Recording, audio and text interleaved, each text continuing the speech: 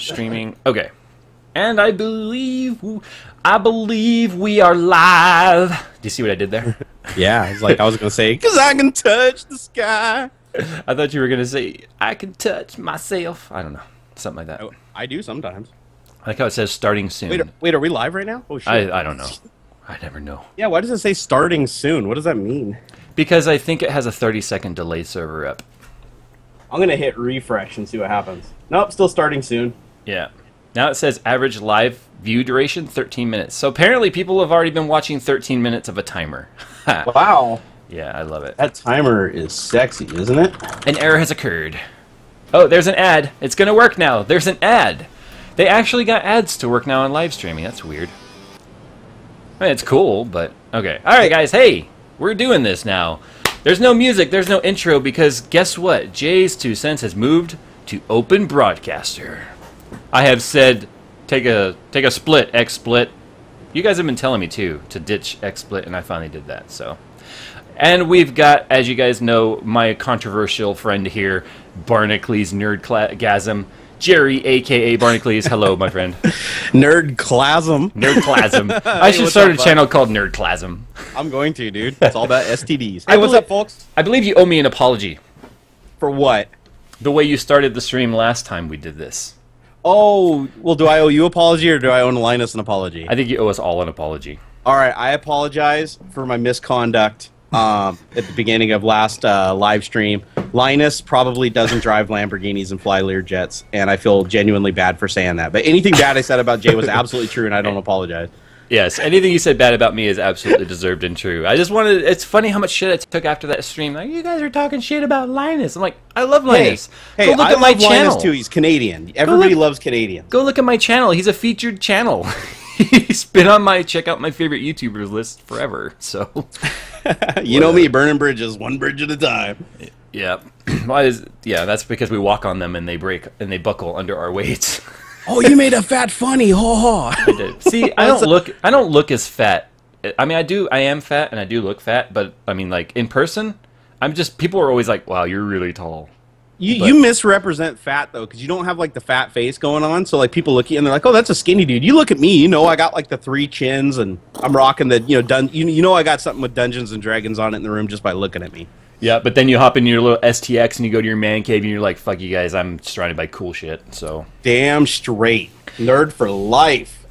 Okay, guys. So I know people are gonna start asking, am I doing a dual stream with Twitch right now like I did in the last live stream? And I apologize that it's been 6, probably 7 weeks since I've done a live stream. As you guys know, it's been a crazy time for me.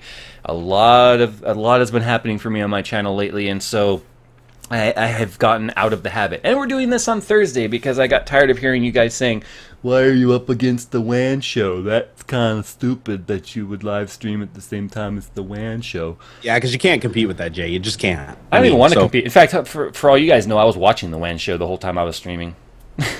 Just can't keep a coherent thought together because I'm watching Slick. Slick is sexy. Anyway, so I don't have a formal format today because I want...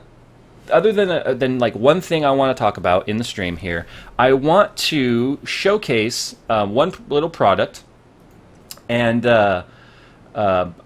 basically want to cover you guys as much as the questions. Sorry, I'm like talking like a drunk person right now. I've got 5 things going on, and I've got some people contacting me literally right now. The last couple of live streams, you guys were like, "You don't take our questions. You don't love us anymore. So I'm gonna unsub from you because you're fat. You're fat and ugly." That's what they say to Jerry. Fat and sexy here, though. So we're gonna take. Surprised how you'd be surprised how many gay men contact me and say that I am just a sexy chub. That's because you're the bear. You're their bear. Yep, full on. If I was Russian, it would make a lot more sense, but I'm not. I am Fuzzy Bear. I am Fuzzy Bear. You may not the Fuzzy Bear. You can look at me all you want. Okay, so yeah, we're gonna talk a little bit about. So, see, people have asked me a lot lately about how I feel about the SwiftTech 220, and I think that there's a little bit of a development that people need to know about the 220, that it's not available anymore in the United States. You can buy it. It was for poor people anyway, Jay. No, I think it was for the middle class, not the full-on poor, just the middle poor. Fair enough. Because remember, there is no poor or rich in this country. It's either you have money or you don't. Oh, that's right. I forgot. My bad. Yeah. So, you know, we're not all rich Microsoft developers like you are, you know. I know. I'm so rich. Oh, my God. Have you personally thanked Bill Gates for your life? No, actually, I try to avoid him at all costs, because if he knew I existed, he'd probably fire me. Does he ever show up in Redmond? I honestly haven't seen the guy in years. Yeah, but how many thousands of people are on your campus, though? Seriously. Like 26,000, I think, in Redmond. Yeah, that's a lot. Like you're going to bump into the one short guy walking around with glasses. Hey, is that Bill? No. No, we used to see him all the time, though, land in the helicopter and stuff. It was pretty cool, but I mean, he's always protected. I mean, that's right. He commuted by helicopter, didn't he? He landed on his own little helipad. Yep. Okay, anyway. Well, he stopped saving the world now, so he doesn't got any time for me. Is he with Bill Clinton? I don't know. Is he saving the world, too? I wouldn't know. All politicians think they're saving the world. Okay, then he is. Really, they're just lining their own pocketbooks. Except for Gates. I mean, I can't imagine he needs any more money. The rich always need more money. Remember, they didn't get rich by spending it. Yeah, that's right. All right, so back to the Swift Tech. Sorry for that tangent, people. So that's what people love about this podcast is we are just weird. Yes, we are. So the Swift Tech 220, you can't get your hands on it anymore in the U.S. because business just is the way business is, and you can get it in other countries. So people have been asking me, well, what about the 220? Can you do that? I'm like, no, I can't because you can't get it. But there is a rebranded 220 out there with upgrades, and that is the Glacier 240. So I want to talk a little bit about this. I am going to be doing a video on this. I know people were like, you've sold your soul to Cooler Master. I'm like, no, actually, Cooler Master sold their soul to me. They really love me. So true story. But I have no problems talking about Cooler Master stuff. I'm not paid for it. In fact, the conversation went down, you can do whatever you want with the product when you're done reviewing it. Give it away, keep it, use it, put it in a build. You know, so whatever you want to do with it. That's the payment I get, is I get to pay it forward in giveaways and stuff. So what is that? Oh, somebody was in the chat and they're saying that, you know, I'm so rich I use a tablet as my mouse pad, and I do actually have a Wacom tablet as my mouse pad. I had a coworker that had one of those things. He loved it. So yeah, we're gonna talk a little bit today about the Glacier 240L because it fits that gap between all-in-one coolers and custom loops. And you know, if you have a custom loop, it's really expensive to put it together initially. Yeah, it is. But if you have an all-in-one unit, you're stuck with it because there's no expandability of it. So that's where the 220 comes in, or now known as the Glacier 240L by Cooler Master. And I'm just going to open it up now and let you guys see. This is really heavy duty. Like if you've picked up any of the Corsair units, they're really light. Like they almost feel fragile to me. The all-in-one. Well, they're mostly plastic, aren't they? Well, they're aluminum or aluminium if you're from the UK. The Sidon 240M is also aluminum, so it's really lightweight. But these radiators are like full brass and copper. I mean, this is really freaking heavy. But I mean, you can see right here, you have G 1/4 threads, so you have expandability on the fittings if you wanted to. Well, not so much the fittings on the radiator and the pump there, but for the fill port, it's G1. Drop the manual. So you do have like a fill port and stuff on here, and the radiator comes with the fans pre-mounted, which is kind of different than all-in-one units. I've never seen one that didn't come where you had to screw the fans in yourself. They all were that way, giving you a chance to puncture your radiator. But the fin spacing on here is aggressive. The thickness of the radiator is, I think, 29 millimeters, so it's right below that 30 mil, which is where a lot of the radiator thicknesses tend to be. But what I like about it is the fact that here's the fill port. So you have access to draining this thing, cutting the tube, or there's little clamps on here so you can unclamp it if you want, adding more hose to this, and I believe this is a 3/8 inner diameter. Could be wrong. I believe it's 3/8. And adding a GPU block on here, because look at the size of the pump on this thing. Like this is massive. I mean, I don't think there's any other all-in-one cooler that comes with a pump this big. So it's got more than enough flow and pressure to be able to push through a GPU block, or even a second radiator if you wanted to go that way. So it really fits the bill and fills the gap between all-in-one cooling units and custom loops. I mean, really, it's a custom loop that's already put together if you want to go that route. Yeah, my next build, I might use something like that. I want to build something small and compact. Well, and look at how long the hose is right here. I don't know if you can really see on camera. Like the all-in-ones, they're really stiff, And to get it into place, sometimes you like really have to crank on it, and I'm always afraid that I'm going to cause damage to the tubing if I have to really kind of bend the tube to get it in place. But this is like super flexible because it's rubber. It's a rubber hose. So it's cool. I like it. Yeah, I think as a water cooling guy, I can't wait to test this out. And when my test bench is together, which is going to be this month, this is going to be the cooling unit I'm going to put on there. It's probably be the first thing I do on the test bench is test out this cooler on that. Because I'm sorry, it's just too much work to put in my system. I can't take that water cooling loop apart every time I need to do something. So I'm just looking at some of the comments here. There's commenting that this is big. Are you referring to me, Jerry, or the cooler? Either way, I guess it applies. Oh, which comment are we looking at here? That's big. Oh, that's big. Oh, yes, that's so big. Hey, and for all those guys that are saying they sent me Steam requests, my Steam is like completely full. My Origin and Steam are both completely full. So any request you send, I can't accept it. The same thing goes for everyone asking why I'm not accepting their Origin like soldier invites. They only let you have 100 friends, and unfortunately, there's a lot more than 100 of you. I've literally got 500 people in the backlog, like waiting to get on the friends list. So I do clean it out every once in a while, but it'll be a while. Well, I made the mistake one time of saying, "Send me your friend invite. I'll accept you all," thinking nobody's gonna want to game with me. Well, every time I log in, I want to log into. You guys are gonna see me pop in Origin here real quick. I'm just curious as to how many friends requests are sitting there that I can't accept, which really kind of sucks. Yeah, no, it does. It does. I have so many of them in there, and I wish Steam would just unlock. I wish there's a way you could just unlock more friends without having to like go do all those little trading cards and crafting card crap to get more slots. Yeah, and I know people are going to say, well, if you have friend invites sitting there, then that means that you're not full. The problem is if I accept any more, I will be full. And I do they still show up, even if you click accept and it says you can't accept this because your friends list is full. Yeah. Oh, really? I could have swore I sent an invite once and it told me that their friends list was full. Oh, all I know is in Steam and Origin, I have a huge list at the top, and I try to hit accept on them all the time, and it says, nope, your list is full. Okay, I have a problem. I can't figure out how to get the cooler back into the box. No, this is a typical problem. What you need to do is go find a Chinese person immediately, like go find one of them, and they will figure out how to put it back in the box. See, you're gonna get more angry comments sent to my channel. This is why we can't have nice things. Well, hey, look at the box. Does it say made in China? Prove me wrong. I don't know where it's made. It says made in China. Trust me on this. It does. Well, I'm not saying that the world's manufacturing headquarters isn't China. Well, that's what I'm saying. Is you need a Chinese person who knows how to put it back in the box. Wait. You are incapable. I am part Chinese, according to you, then. Probably. Oh, did you figure it out? I did. Look at this. Ha ha! Ta-da! There we go. Glacier 240L. A little teaser there. It will be coming. You guys will be like, stop selling your soul to Cooler Master, and I'm going to be like, you officially can work at IKEA now. This desk is IKEA, and so is yours. That's true. That's true. I do buy a lot of IKEA.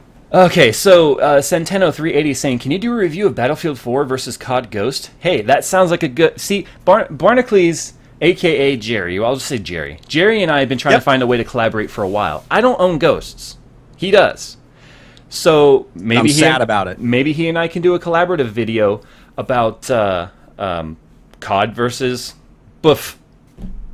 I wish Battlefield had a nice little acronym. I mean, dude, COD sucks. Did you watch my? I already did a COD Ghost video, and you know what the title of it? Give me my fucking money back. That is the most horrible game ever made, ever. Yeah, I see Rajiv from Cooler Masters in here. Yeah, we just you'd be proud.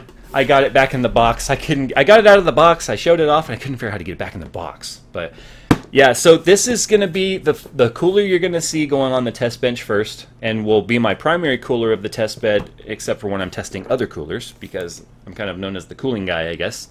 Like you have the Michelin Man, and you have the brawny guy. I'm the cooling guy. So. You do the best liquid cooling videos I've seen, literally on YouTube. But I haven't done that many. No, but that's just it. Is you actually have like a patience, like you sit down and go through it, and you actually have like a passion for what you're doing. You don't leave a bunch of shit out. Okay. Like I watch a lot of videos where people are like, "Oh man, check out my water cooling loop. Here, I bought this pile of hardware," and then like in 5 minutes, it's all magically in the machine, and they're like, "Look how awesome that is. My temperatures are low." And I'm like, "How did you do that?" That 40-minute video I did, the $800 cooling build that was my sponsor sponsored. weirdly enough, right? How that works out. With bookmarks and everything, yeah, that was with the pretty chapters and all that stuff. From the okay, when I got up that morning, that was my brother-in-law's computer, by the way. Everyone keeps asking me, it's your old build. No, it's not my old build. It's not even my old parts. It's just my brother-in-law loved my computer so much, he said, build me one, and I built him the same computer. With a couple of upgrades, actually, because there's no two computers that you couldn't find an upgrade somewhere, right? So I said, be at my house at 8 o'clock in the morning. He showed up at about 9, and that's how you have to do it with him. Tell him 8, he'll show up at 9, right? Sort of thing. Because he has kids, and, you know, it is with kids. So he shows up at 9. I already had the table set up. I already had all the parts laid out. I had an idea of what I was going to do. Had the camera set up. Had the mics ready to go. That system wasn't shut because you saw I did multiple videos with that one opportunity, right? Some product reviews plus the build. It wasn't until I think 1 a.m. that night that the video was edited and done. So people don't realize, like, when they're like, "Oh, this sucks," and they'll just like hit that dislike button. Like, it just may be a little thumbs down. But they don't realize, like, oh, you may not like the video, but you can still like the effort that went into the video, because you've done it too. Like your man cave tour, I know you spent all day on that.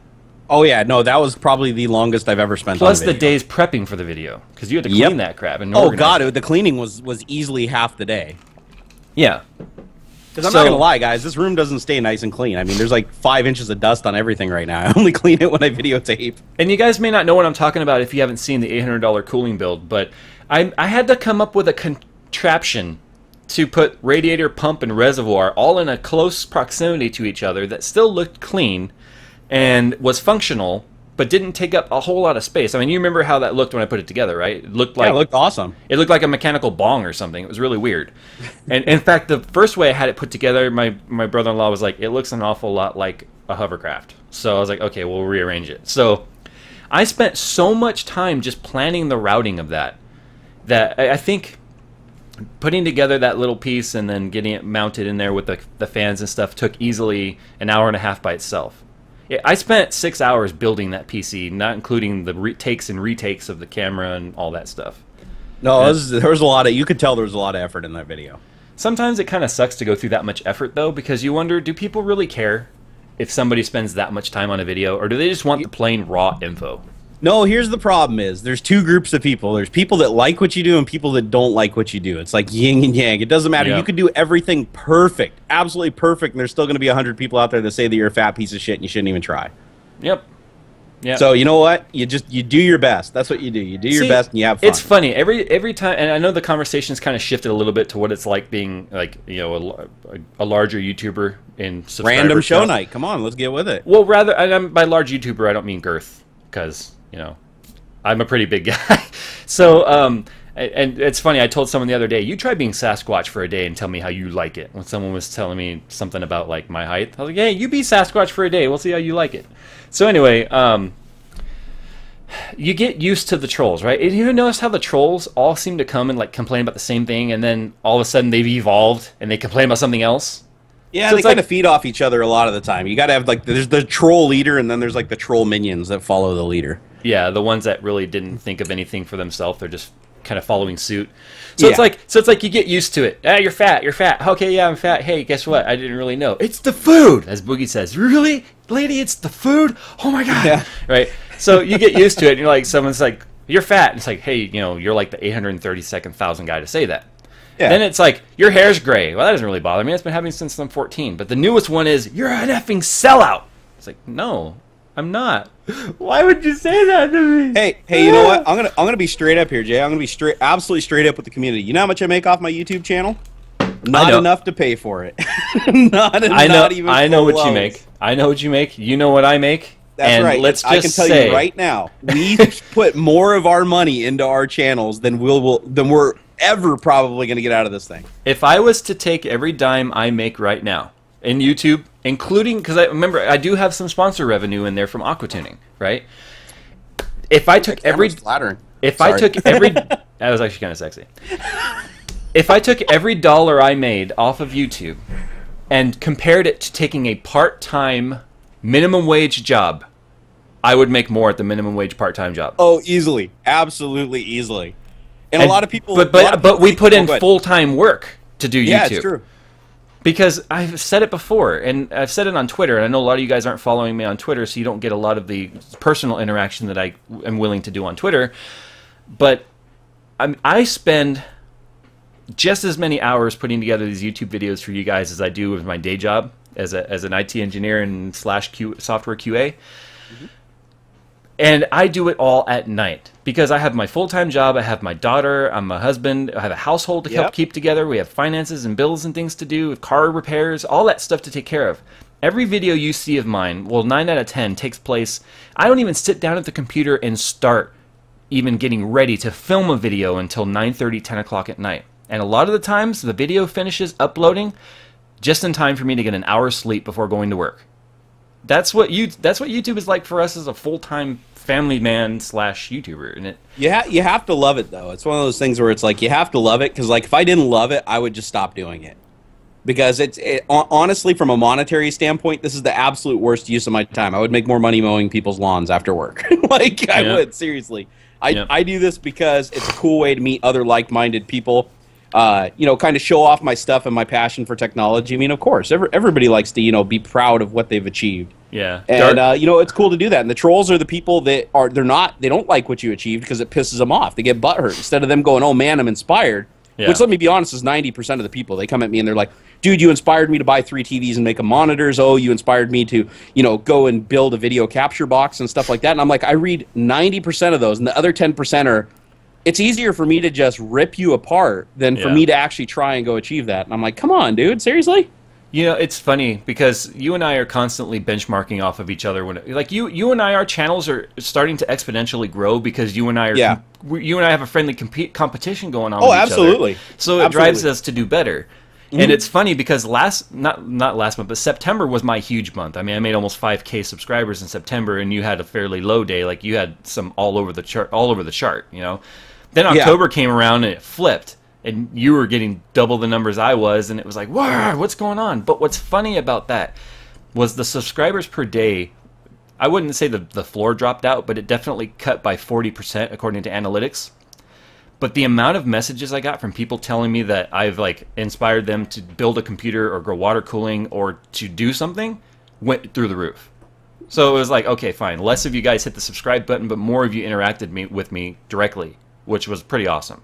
And honestly, I don't trust that analytic data. I don't, man. I lost 8,000 subs in one day, and they like came back in 6 hours. If you go and look at Boogie's history, you'll see there's one day on there where he went 0-0 and everything. There's a day where he went 0-0. He literally shit his pants. Oh yeah, he did. I mean, he and I were talking in the past about like, because I used to vent to him like, this YouTube thing, it's so weird. I mean, he had like 400K at the time, and he's like, dude, he's like, whatever. As long as his numbers are green, I don't care if it's 1 versus 100. As long as it's a green number, you're good. It's like, yeah. Oh, another thing that's interesting too is a lot of people don't realize this, but I actually lost my AdSense on my channel for like 6 months. Oh, really? And yeah, this happened a little over a year ago. And I tried to dispute it and tried to get my channel AdSense turned back on. And it was completely off for like 6 months. And they said they weren't going to do anything about it. And I still kept producing videos. You guys all know. You probably didn't even notice that I slowed down or anything. But yeah, and see, that's the misconception with YouTube. That's the misconception with us tech channels. I mean, you and I think that the public needs to know, it's not except for the last couple of months that you and I have started having companies contact us. Yeah, it's true. And you and I know for a fact, neither you or I said, I'm going to start this channel so I can get free shit and so I can make money. It was, I have a video that can help somebody. I'm going to put it out there, and, you know, we're going to talk about what you have to be passionate about it. Because let me be honest. So I got some companies that send me stuff to review. But if I don't like it, I put it back in the box and mail it back to them. And I've done that. I've done that on a couple of occasions. But if I do like it and I review it, trust me, I never really come out on the winning end monetarily, because they might give me something that's $50 or $100 or $150 or $200, but I'm spending 6 to 8 hours of my time reviewing it, editing the video, uploading it, and then another 2 weeks answering comments and questions that I get from that video. There's a lot more work that goes into it. See, and it's funny is I know your channel is the same way. The reviews are the least viewed videos we have. I mean, somebody asked if I use Apple products. I have a 500,000 view Apple video. Yeah, because it was a review video of the 4 versus 4S versus 5, and that was a video I did just because someone asked me, hey, can you compare these 3 videos and send it to me? And I was like, oh, I'll do the video and I'll put it up for everybody to see. And it was a breadwinner for a while, for quite a while there. But hey Jay, did the stream just die out? No, I'm getting a please stand by now when I'm refreshing. It's still going on my screen. Nobody in the comments is coming. It looks like Rajiv said you inspired him to get Blue Moon, and I like Blue Moon, but it's not my favorite. It's not my favorite citrus ale. I really like Hefeweizen. That would be my... Oh, God. Angry Orchard Cider. This is freaking delicious. I get it at Costco. Oh, my God. I should mail you some Hangar 24, unless you have it up there. I don't know if you I've never heard of that. It's a local brewery that's really branched out. You can now get it in every major supermarket, every bar, every restaurant carries it now. And eventually, I'm sure it'll make its way up there.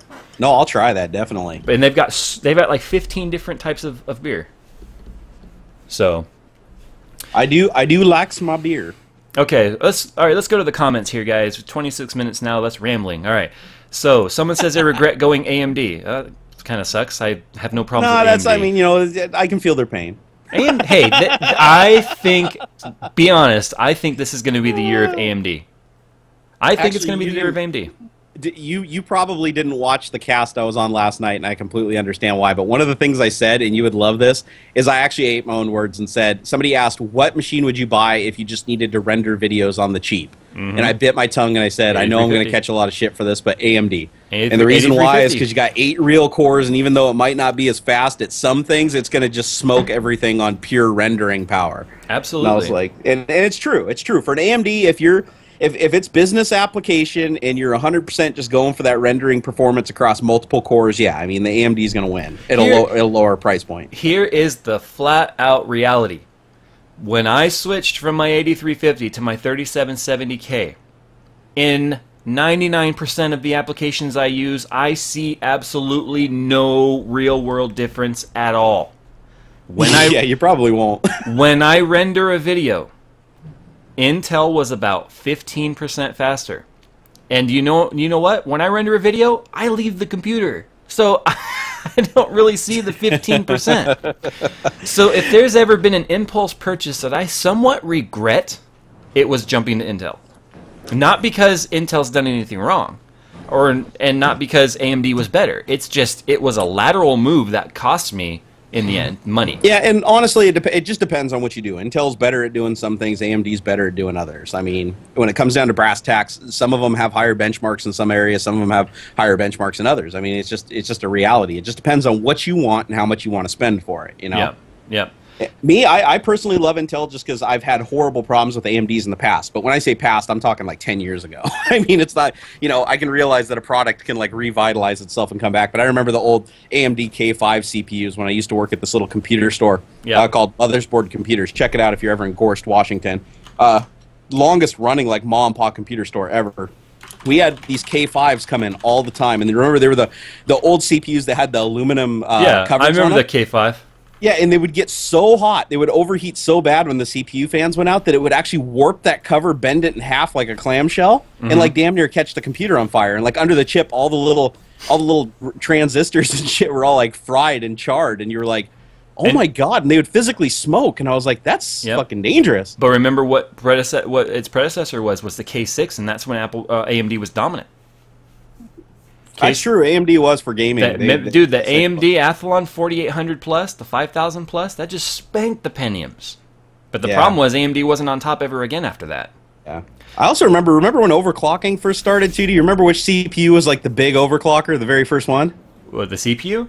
Yeah. It was an Intel Celeron 300A. I was going to say the Celeron, yeah.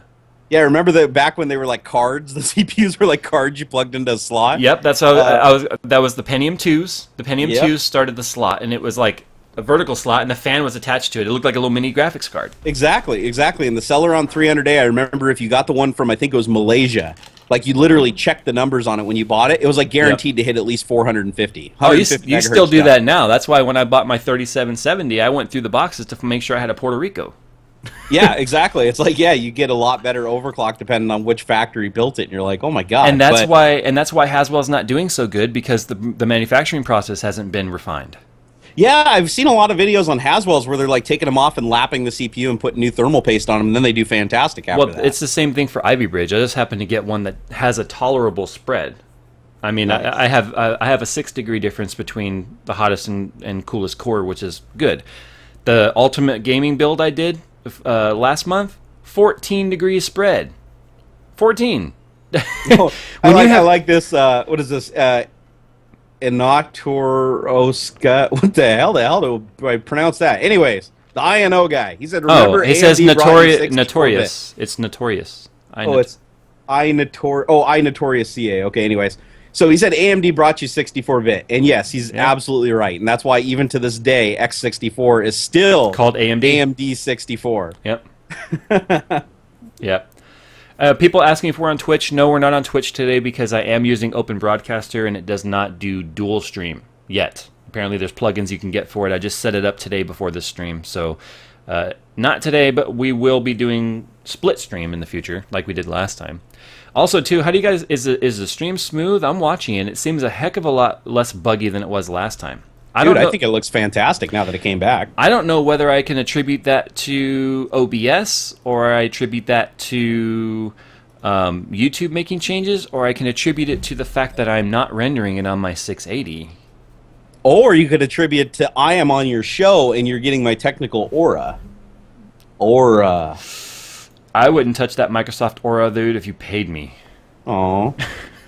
So sad. Am I going to get a little frowny face pops up on the stream? Something went wrong. Hey, you drove me to drinking. I'm going to go get another beer. Entertain the troops. You do that. So I've seen a lot of discussion on Twitter and whatnot of people asking me about how I feel about the 270X. The card that was sent to me, by the way, guys, is not a 270X, and I'm not able to discuss it clearly because there's NDA.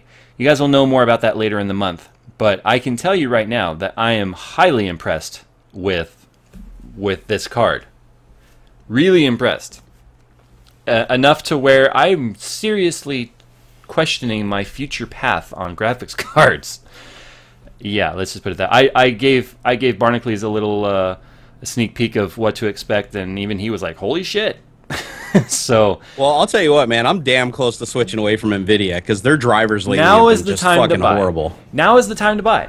Nothing is gonna. There may be. You may find a sale between now and Christmas. I doubt it. Your auto gain is going nuts, dude. Say something.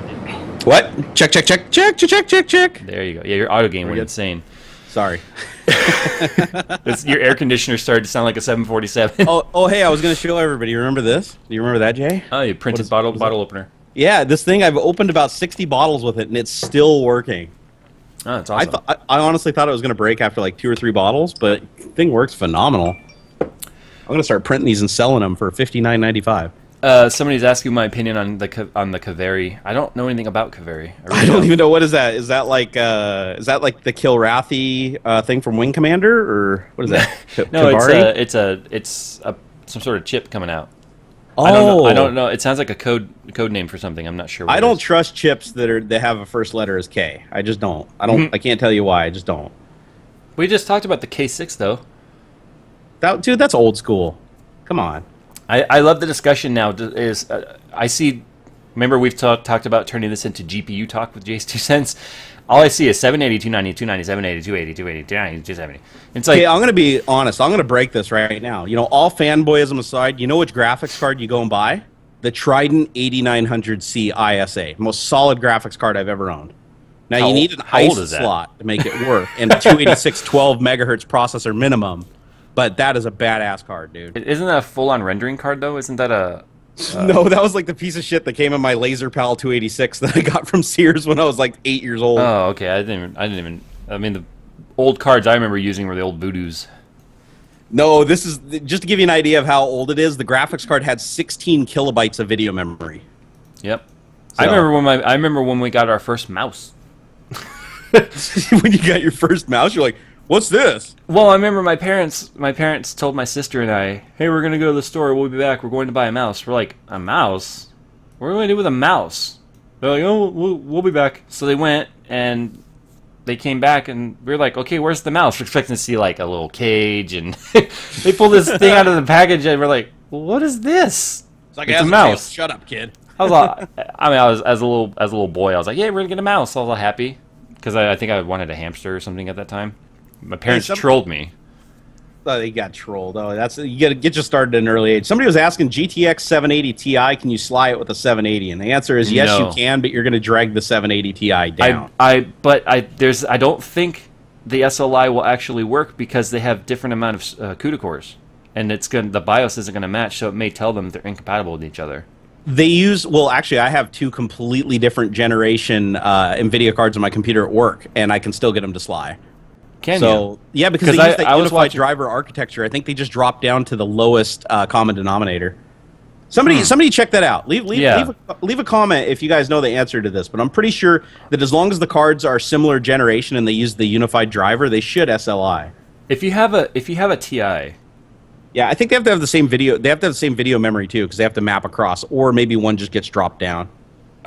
See, would you really want to handicap a TI? If you're gonna do that, just buy another 780. No, that's honestly just it. Is you don't want to buy a better card, and even if you could do it, it wouldn't be worth it. If you already have a 780 and you want to go SLI, and you're gonna bring the TI down to a 780, why buy the TI? Yeah, because the whole idea with SLI, isn't it stand for like scan line interleave? Isn't it where each card is basically rendering half the resolution of the scene? I thought it stood for something link interface.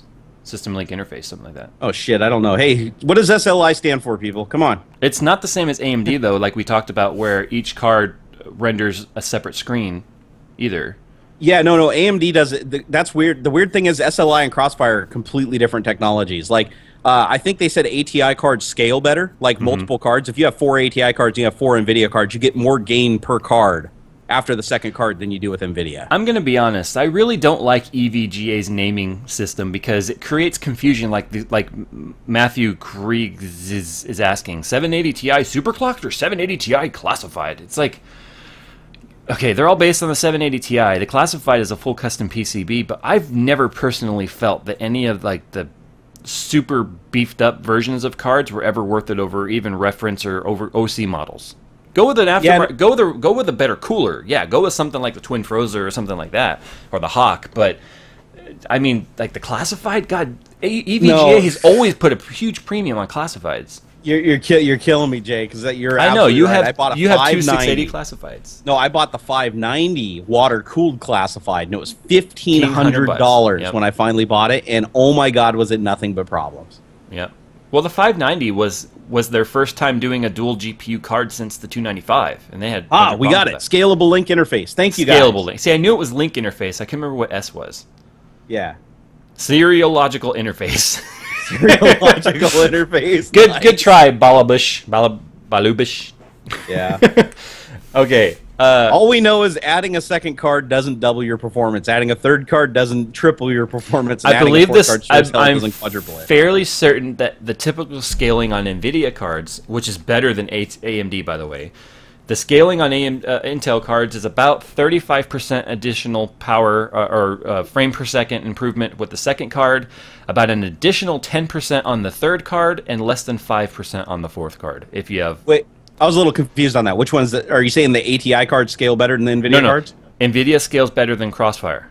Oh, I heard the complete opposite of that. No, are you sure? Crossfire was never supported like NVIDIA until about 6 months ago.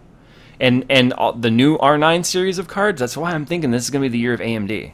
Because once you get the developers on board, that's where the world changes. Because AMD couldn't get anybody on board. Nobody wanted to code any games that were like, yeah, AMD platform, yay! You know, because it was always, you know, NVIDIA, the way it's meant to be played. And they were really good at marketing their NVIDIA card as, you have to have an NVIDIA card. And so, because they were getting the sales and they were dominating the GPU market, all of the developers wanted to basically code for NVIDIA and then make compatibility for AMD. Or ATI at the time. And the thing is, you really don't nowadays, as long as you're programming for the Windows platform, you don't have to worry about programming for one card versus the other. Now, there's certain things that one card is faster at than the other that you can exploit, but realistically, you're programming for DirectX, and it all comes down to how good the drivers are. But that's all changing with Mantle. Yeah. Yeah. See, that's the thing. I'm really excited for Mantle because one, I now am able I'm gonna be able to actually experience it. Two, DirectX is ancient.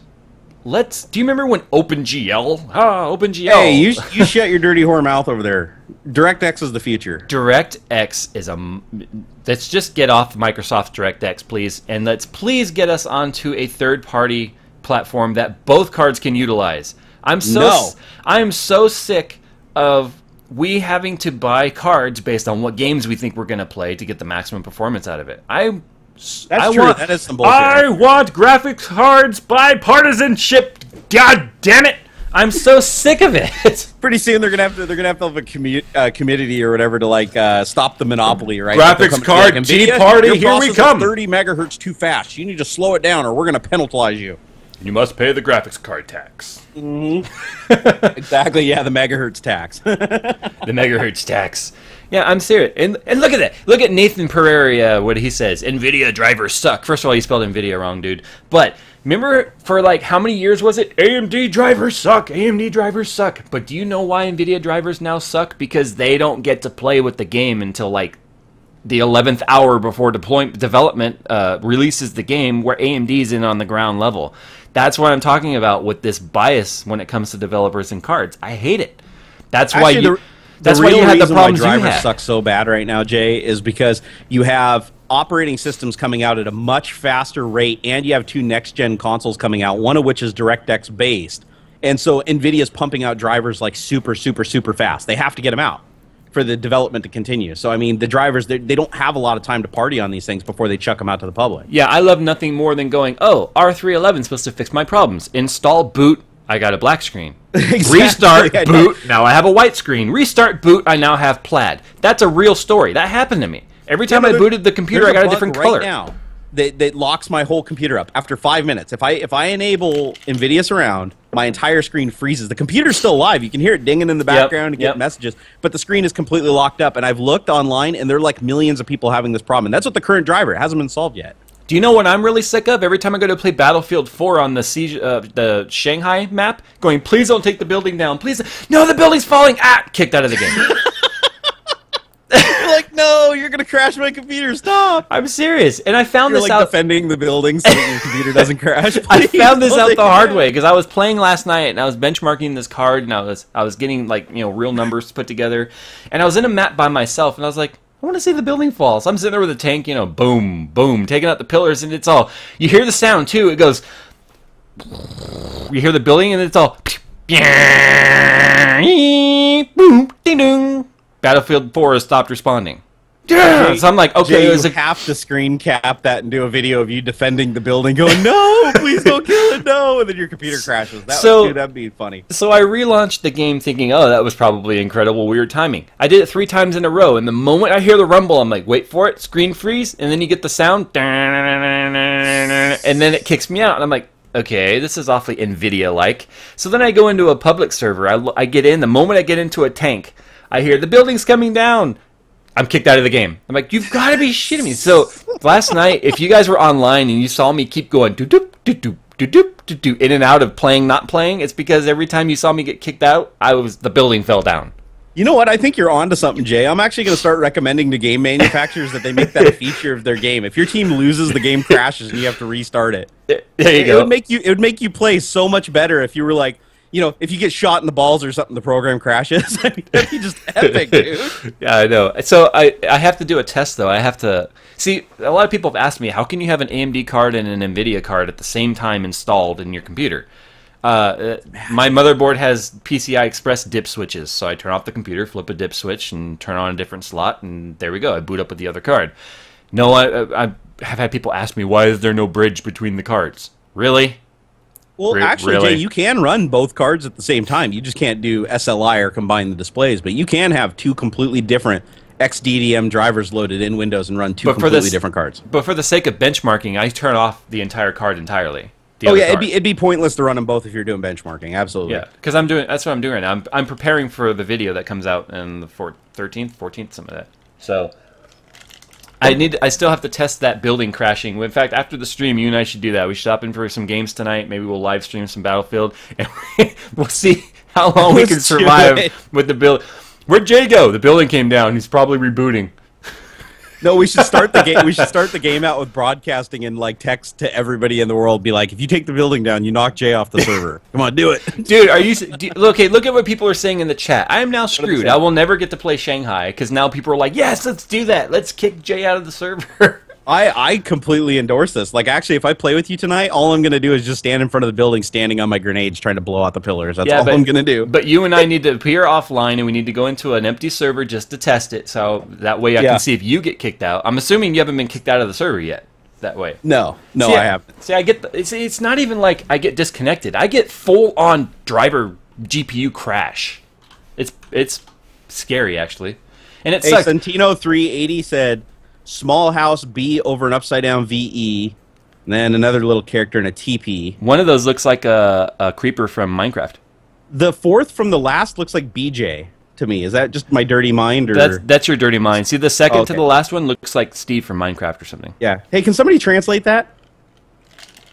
Will I be buying for PS4 or Xbox One? I know you're getting both. I got both. Yeah. I didn't pre-order them because I have CES to worry about first, and I never buy the very first console that comes out anyway. I always let them get all the problems out.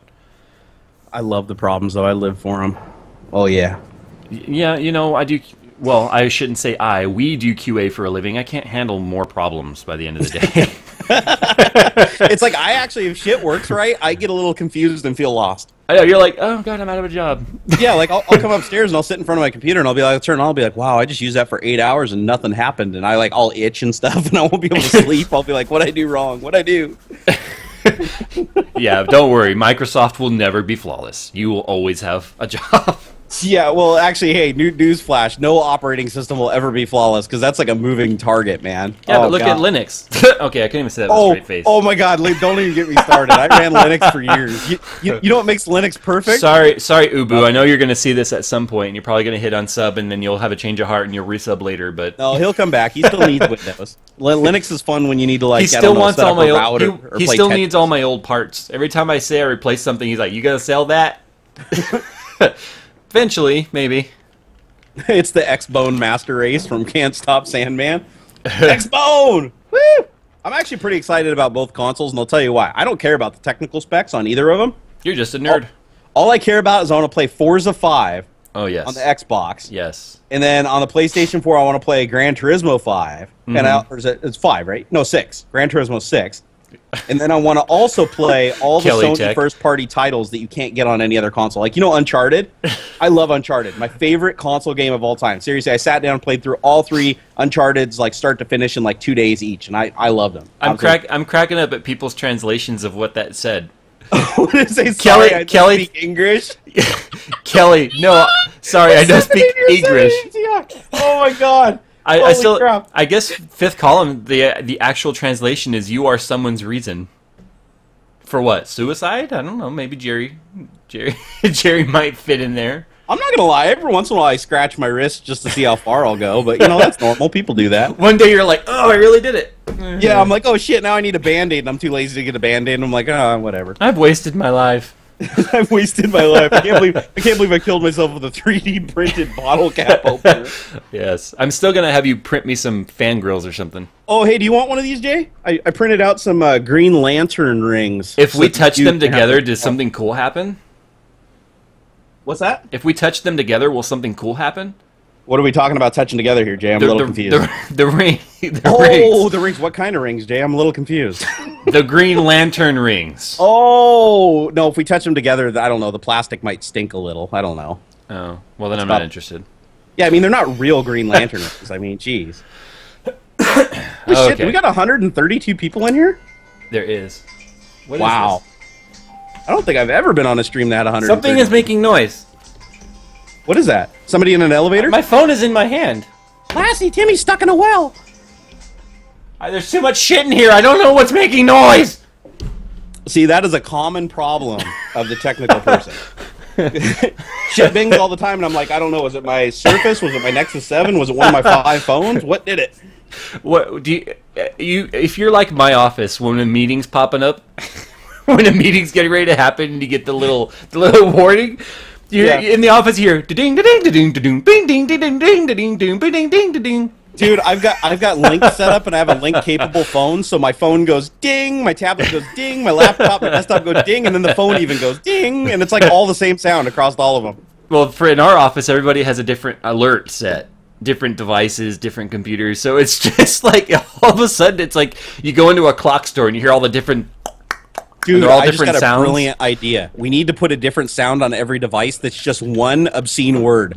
So that, like, when you get a thing, it's like fuck shit balls, fuck shit balls. You're Sorry, like, my what? tech has Tourette's. Balls. My tech has Tourette's. I'm sorry.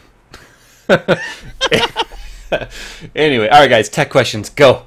All right, let's go. Let's get back on I apologize for my Tourette's. It's increased by my angry orchard cider. track. I have noticed that Not the more random that we get, the more viewers pop in here. Well, that's because funny people are funny. All hard luck sounded like a fire alarm to me.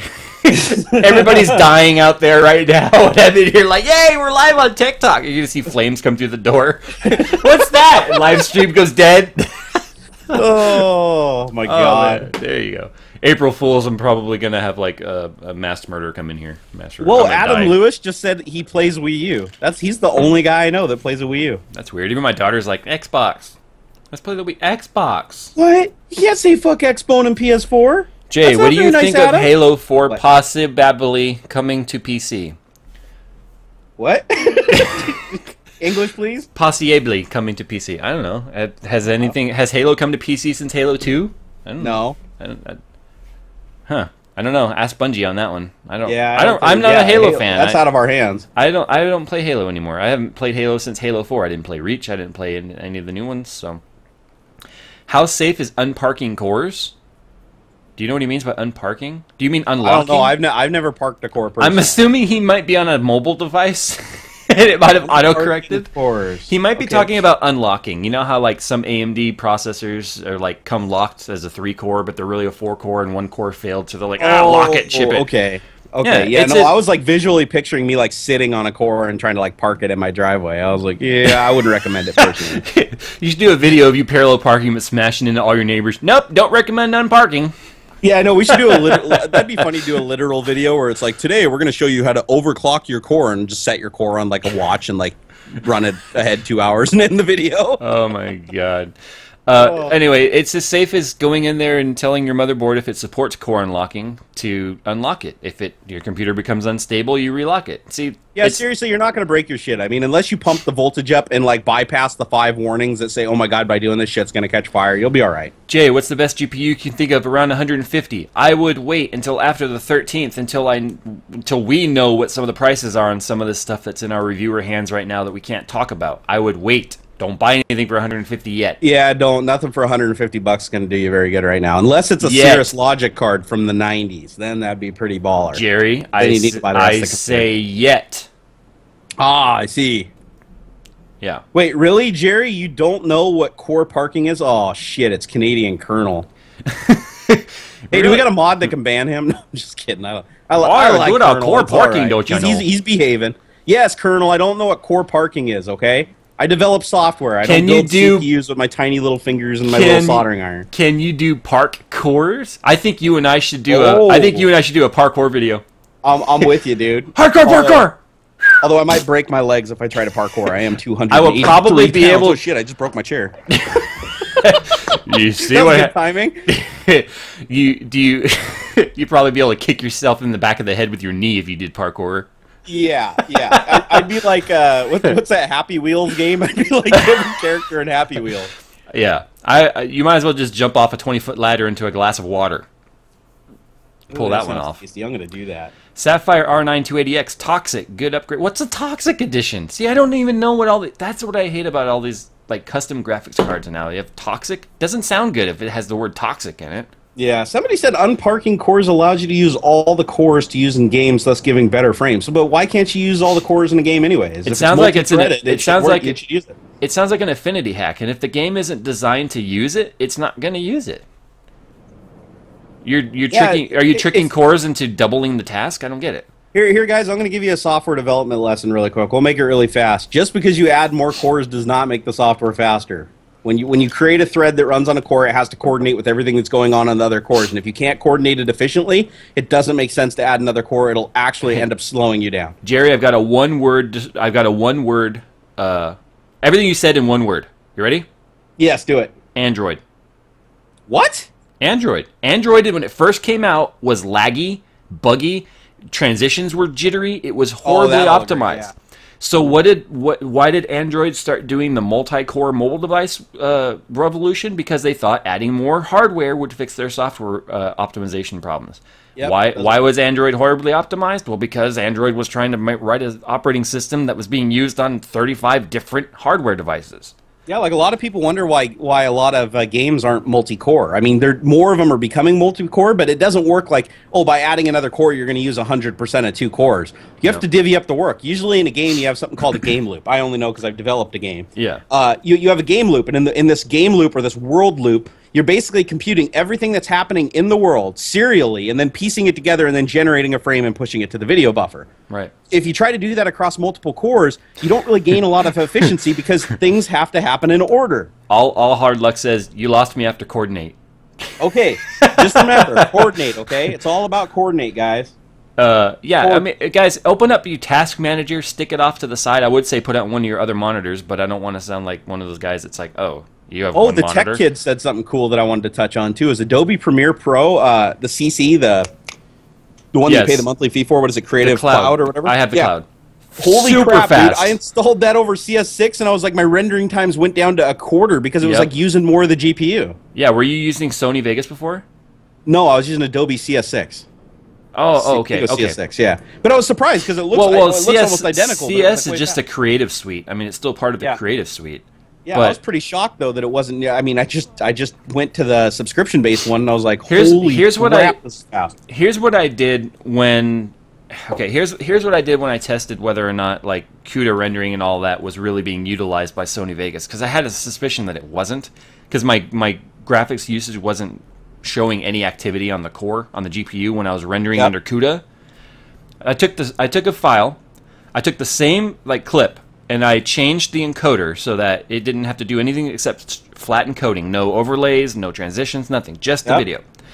And it was a 10-minute video, and I stuck it into Sony Vegas, and it took about 9 minutes and a couple of seconds to render, a little bit faster than real time.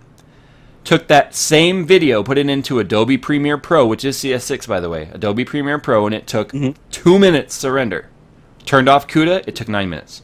So I don't think Sony Vegas is really using CUDA at all, even though they say they are. Yeah, somebody else just said, I lost them off my screen, but they said, why is Steam still 32-bit? And there's actually a really good answer for that. If you don't need to index more than about 3.5 gigs of RAM, because you have to, there's something called the virtual address space in Windows. You have 4 gigabytes of memory that's accessible to the application that can be utilized in 32 bits. And 64 bits, it goes up to some ungodly number. And real quick, guys, that's all peripherals included. Graphics card and sound cards, everything. So if you have a 1 gigabyte graphics card, Windows is only going to see 3 gigs. If you have a 250 meg sound card, Windows is only going to see 2.75 gig. Yeah, because 32 bits, you can only map that much memory to 32 bits. That's like the only amount of addresses it can store. But the cool thing is if you do only need, so if you're well within that confine, it's better just to stay 32-bit because you're actually a lighter weight application, because in 64-bit memory and management, you basically have to spend more memory and more CPU cycles to index that larger block of memory. So unless you need it, it's just a performance decrease. Right. The Video Game Dynasty is saying, what do you prefer, a standalone mic and headphones or a headset all-in-one? If I'm just popping on here and talking to someone on Skype or screwing around, half the time I'm on a headset. When I'm doing live streams and stuff, we use standalone mics for audio quality. I'm not going to lie. I just use this thing because I think it makes me look sexy. It's because you look like you're on the radio. I just look, I don't know, it makes me feel kind of like important. I'm like, wow, there's 124 people. I mean, half of them are probably here to troll me, but still, it's like, you know, I don't know, it makes me feel special, guys. I wonder how many of them are here. I wonder how many of them are your subscribers, and if they're gonna follow me and give me a shot. if you're my subscriber, type 1 and then go subscribe to Jay. If you're his subscriber, subscriber, leave a comment on his video and say I subscribe out of pity for you, Jay. If you're his subscriber, go wash your mouth out with soap. And then rethink your directions in life. Jay, I'm just drinking my beers and loosening up. That's why we got 125 people in here, because I'm not being a prude. Or am I being a prude? Am I being a prude? What are you loosening up for? My God. My wife's going to be home in a little while. See, I'm not virgin for life. Hey, do you guys want me to prove it on cam? Not going to happen. There's a different website for that. Yeah, you guys will have to head over to that. What is it? Chatbait or Chatterbait. Yeah. Oh, see, I wouldn't even Don't go to that site. I wouldn't even know the name of that. Way to go, man. Okay, so only Popovic said from you guys saying all of this stuff, my mind exploded. Yet he still managed to write that sentence, or type that sentence. Okay, so only part of his mind exploded. The part that wasn't being used. Yeah. Maybe it was parked. Maybe he's unpark his load. Did you park your core there? Oh, somebody earlier did say that the parking was like where the cores get shut down basically by the operating system because there's light usage going on. So I'm guessing this is more of something that would occur on laptops to like conserve battery life. Maybe. And if that's the case, I don't use any of that crap. When I go and overclock my CPU, I disable speed step and all that shit. I want it locked in, eating as many electrons as it possibly can for consistency. Yeah, that's another thing people ask me. I really need to do an advanced overclocking tutorial because I didn't touch on C states. I didn't touch on Intel speed step, like you said. I didn't talk anything about that. I turn off the C states. I put my PWM on extreme, and I have no voltage I can't remember what it's called right now in Intel, where the voltage goes up and down based on load. Everything right now is just balls to the wall, 4.8 gigs, maxed out the entire time. I don't want the computer. In fact, overclocking becomes a little more unstable if you let the CPU try and do its own thing. No, it's true. That's why I disabled speed step. I couldn't hold stable at 4.6 and 100% on Prime 95 until I actually disabled speed step, and then it was fine. Do you want to talk? Let's talk a couple minutes on a topic that I've gotten quite a few messages on over the last couple of weeks. Polar bear molestation? What? Sorry. I don't know where my mind was Polar there. bears are endangered species. You can't do that. Yeah, so don't molest them. All right. And I was listening to talk radio today on the way to LA because I like listening to talk radio. I'm just that kind of guy. And I flipped it on, and they were talking about Make-A-Wish Foundation and whatever you do, don't let kids hug polar bears because they'll scratch, or not polar bears, but koala bears because they'll scratch their face off. I'm like, they will. That's like good advice. Because some kid was like, put in a request for Make-A-Wish to hug a koala bear, and they're like, don't do it, it'll scratch your face off. Couldn't they just like handcuff it or something and let him snuggle on it for a little while? They bring it in with the handcuffs and an orange jumpsuit and 3 tranquilizer darts sticking out of its neck. We've got history with this one. This one's got a history of clown faces. Okay, it's okay. We declawed him though. He's fine. Okay, so anyway, I've had a lot of messages about the overclocking video series that I have that's got a lot of views, and it's because it's good. Because what's happening is people did the video, and now they're seeing 6 months and a year later, they're like, all of a sudden my overclock's not stable anymore. I don't understand. Guys, let's talk about silicon degradation for a moment here. Oh, sad. This is a sad topic. Silicon is nothing but sand. Silicon is sand. Your processor is made of sand.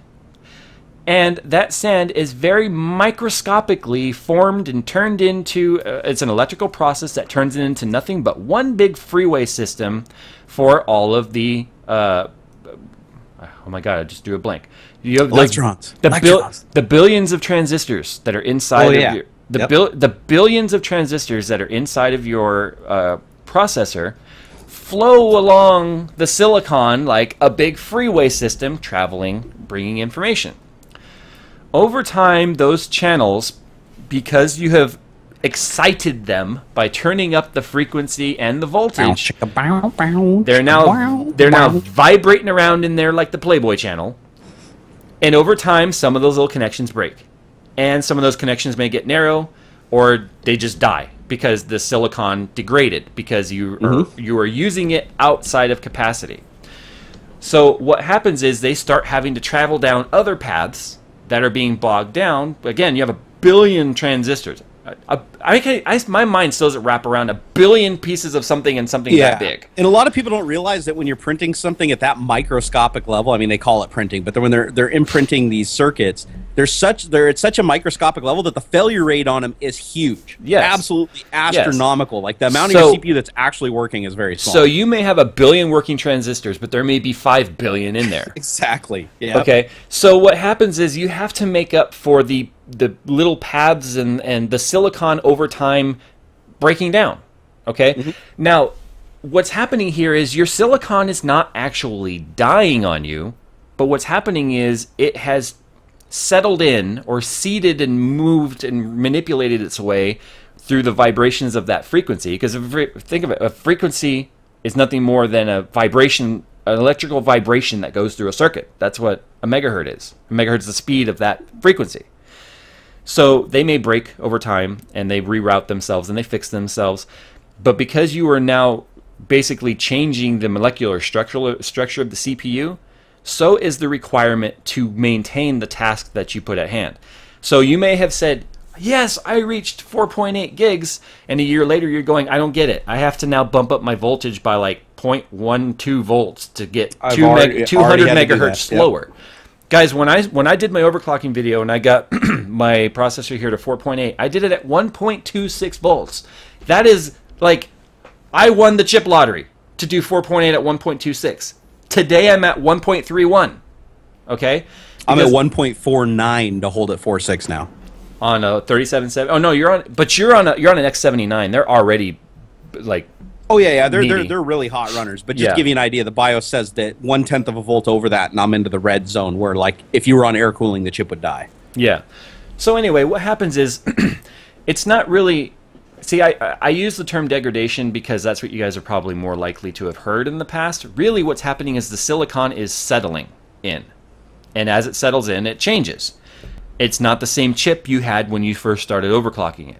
Yep. Even if you didn't overclock it, it's not the same chip you had. It's just these processor manufacturers ship them out conservative, very conservative. One thing we should probably throw in there too, Jay, is a lot of people don't realize how CPUs are classified and how they're built. All CPUs in a series are created equal. Yep. They're all exactly the same CPU created on the same machine with the same process. We've talked about it before. You're talking about binning. Yes, exactly. So all these CPUs come off. Basically, they put them in a test bench, run them at the nominal voltage, and whatever the highest speed it can achieve stably at that nominal voltage is what they sell that CPU as. So when you're buying, you're spending $600 more to buy the top-end 3.4 gigahertz CPU. Right. You're quite literally buying the same exact chip, just the machine got a whole lot more right when it was printing the circuits. And just to be clear on that, we're talking about the same series, like the i7 that may be like the 20 or the 3600, the lowest number, the cheapest one. You can't overclock it, you can't do anything, all the way up to the 3770K, which is the highest in the 4-core memory channel. Right. Exactly. So it's not like an i3 is a turned down 3770. It's a different structure. Exactly. It's got to be in the same generation of processor, but they're all the same. Like when you buy, like mine's a 3930K stock speed is 2.4 gigahertz. It's the exact same processor as the 3960 Extreme at $1,200, but it just didn't perform at the same conservative rate or conservative speed which the 3960 is set at.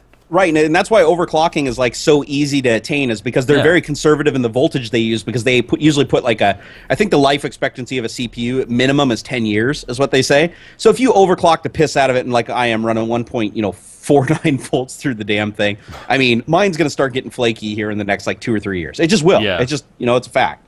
Yeah, I like BT48 says sand from the Silicon Valley, literally. Yeah, that's how it got its name. It was like the finest of sand. You don't go running through that sand with your toes. Yeah, they try not to make CPUs. Actually, AMD is the only one that makes CPUs out of sandbox sand. Everybody else gets it from Silicon Valley. AMD makes it. That's not a true statement. They just filter out the poop from the daycare center. Sandbox. They use colanders and just shake out the cat turds, and they're good to go. And then they put them into a little die and jump up and down on them. Yeah. I'll tell you right now, though, the people I still feel are like the smartest people in this world are those teams of people that can actually map out those transistor paths. Oh my God, they do it by hand. Did you ever see the old pictures? Ever look online for CPU Easter eggs? They don't do them anymore because they're so easy to catch. But back in the early Pentium generation processors and before, didn't they used to spell out things? Put pictures in the circuits. Yeah, they draw like funny little Pac-Mans and shit, and sometimes they do text and write the names. But it was a physical working part of the CPU circuit, and you could only see it under a microscope. I was gonna say you could see it under a microscope and sometimes an X-ray. Yeah, and it's just funny that they actually were able to sneak those in like completely undetected. Okay, so Grudon 12321. So 9590s are the same chips as 8350s? Yes, they are. I did a video on that. In fact, I called it before the chip even came out. When they very first leaked it, it's the video I'm most proud of, where I said, guys, don't get excited. Here's exactly what it is. It's an 8350 that's overclocked to 5 gigs because AMD said, hey, we've got some really good performing chips here. Let's just set those aside. So I feel like linking that video now. It was before the launch date, so you can verify that I went in there, I overclocked my 8350 to 5.05 gigs for this video, because I had my chip, my 8350, and I'm sad I sold it, should have been a 9590, first off. Because I hit the 9590 specs exactly as they ship, first off. And I was guessing. I said, look, it's got a 220 watt. You looked with them big eyes. I said it's got a 220 watt TDP because they're hitting at least 1.5 volts on it. It's going to probably ship at 5 gigahertz boost turbo core, and it's going to get roughly I said an 8.7 ish Cinebench score. I don't want to hear about Intel versus AMD on Cinebench. I don't want to hear it, to the guys in the stream who are going to be like, you can't use Cinebench, it's not the same. So anyway, I called it like word for word the day it released. I tweeted out how excited it was, that it was my first prediction I put out publicly on the channel that was 100% accurate. And then the chip debuted at $900. You know you can buy one now for $300 from Newegg. Yeah, that's that. Hey, that's just technology for you. That's AMD. Hey, that's AMD really though, kind of being kind of mean to their own customers. Well, I need to fix something here. I need to go on record and fix something here. Okay. Only Popovic says Jerry equals AMD hater. Okay, AMD is for poor people. That doesn't mean I hate it. It just means that poor people buy it. No, I'm just kidding. Let me actually strike that and say my next computer I build will more than likely be an AMD. Yeah. So you guys, I just say I like to get people riled up, and I love getting fanboys pissed. That's just I do it in good fun. I hope you guys aren't taking me seriously. I love all technology. Why do you think I got a Microsoft Surface sitting next to Nexus 7 right guys, here? I can guarantee you what's going to happen here. Jerry says AMD's for poor people because he currently has an X79 platform. But the moment he builds an AMD system, he's going to say Intel is for poor people. Master race. Yeah. No. As soon as I build an AMD, then all of a sudden everything. No. Like, he's gonna say Cyrix is for poor people. Intel's for fanboys. Yeah. Intel's for fanboys. Global Foundries is for old people. Yeah. Hey, I miss Cyrix, man. Yeah. Why did Cyrix go out of business? AMD. Aw. So anyway, but yeah, I honestly think this is the year of AMD because of their graphics card army that's being built. I'll tell you what, though, if it wasn't for the struggle between, if it wasn't for AMD, ATI, and NVIDIA, the war between them, we would not have anywhere close to the performance that we have today. I love the war that's taking place, though, between AMD and Intel, because it's a war that was never raged. It was one that was never declared, but happened just accidentally because of consoles. Yep. I love console fanboys because they are making my PC cheaper. Honestly, no, it's true. It's true. To hell with fan equal anyone. Dude, you just he just blew my mind right there. Jay, do you think I should upgrade my 7950 to a 280X, or do you think there is no reason to upgrade? Nope, I don't think you should upgrade because you can overclock that 7950 if you have a non-reference cooler anyway to a 7970 speeds, and the 7000 series is getting Mantle support. So why upgrade? There's no reason for you to upgrade right now. It's the same reason why I still have a GTX 680. There's no reason to upgrade. I know. I'm the same way. Everybody was like, when are you going to get Titans? And I'm like, yeah, I'd love to put some Titans in the beast. But honestly, the performance gain that you get for the money, I'm not even interested. And you still want to go with 780s because you were a smart person like me and waited it out, and there was a $150 price drop. Exactly. Yep. That's what I see. People, you never want to buy a graphics card or a processor when only one company has the next generation released. Yeah, plus realize you're a guinea pig. Anytime you buy the latest and greatest thing, you're basically fixing all the bugs for the next slightly slower generation that's going to sell for way less. Yeah, let me know how those consoles work out, Jerry. I will, don't worry. So I'll have to wrap one in a blanket to get it work, another one off the boil canned air in the slot. I mean, but it's okay. I don't care. So in June, when the 780 was released, it was $650 because there was nothing to compete with it. It was already supply demand. It was already the GTX 680, which we know if you watch my Titan video. The 780 today was the real 680, only a year and a half delayed. And there was, like Jerry said, there was no competition, so supply and demand. It was plenty in stock when it launched, by the way, because $650. But they said, oh, this price, we're not making much money on this because of the quality of the capacitors and this and that. Yeah, then tell me why you were able to drop the price overnight when AMD 290 or the R9 290X was launched or gotta love leaked. Marketing. Hey, somebody wanted you to explain Mantle, and to be honest, I don't know a lot about it myself. So yeah, I'm learning Mantle right now because I have. What is this? Is this a new architecture? Is this like new software? What is it? That's what I was telling you. Mantle is like the new DirectX type of platform. Mantle is proprietary. Mantle is proprietary. It's proprietary, like PhysX is to NVIDIA, but Mantle is to AMD. Okay. And apparently, when Mantle gets released, Battlefield 4 is going to be the first game to adopt it. It's already in there, which is why a lot of people in my video where I showed the DX bug, or the DX not being installed, is because people were like, yeah, because they're preloading it for Mantle. So this is supposed to be like an end run completely around DirectX? I don't know if it's going to completely go around DirectX, but I do know that it is proprietary to AMD cards and the developers that are adopting for it, like PhysX. Shit. And I don't know enough about it to say definitively how it works. That's why right now I'm really patiently waiting for Mantle to launch. That way I can play with it because I have a Mantle card. So interesting. Well, yeah. I'm curious to see how that turns out. Yeah, this undisclosed video card that I'm doing the review on is serving many purposes in a few videos. Not just a review or a performance video for Battlefield, but also Mantle. What is Mantle? I get to show you guys what Mantle is. Okay, Mantle's the new API set. Okay, no, that makes sense. So it may even still utilize DirectX largely. Yeah. So no, I'll go do some research on it. I haven't heard a lot about it. But I know PhysX, for instance, I mean, I know it's a direct API to communicate directly with the hardware, and anytime you remove a layer of abstraction between what you're actually trying to do and the physical hardware itself, you go faster. That's why, like, old generation operating systems like Windows 95 and 98 Millennium Edition, they were all bare metal, made your computer incredibly unstable, but the software was literally communicating directly to the hardware. With DirectX, you have a lot of layers of translation and security that it has to go through, and you do lose some performance there. Which is ironic that about, I don't know, maybe 2/3 of the people that I showed that fix to last night by installing DX into the game fixed performance problems. Isn't that kind of weird? Yeah. DirectX, have you tried does it? A lot of, I haven't tried it yet, but I'm going to because oh my god, it runs you like need to ass on my update. system. You need to update before we get on and play tonight. You need to update your NVIDIA drivers, and you might even want to consider going with a single card and see if it fixes anything for you. Just unplug your SLI bridge, and then do the DX fix that I showed in that video. Like 2/3 of the people said their stuttering went away. It was, dude, I'm not kidding you. I watched your guys' stream. Obviously, I unsubbed to you the night that you were. That was awesome, by the way. I shared the hell out of that vine. I know. I resubbed, by the way.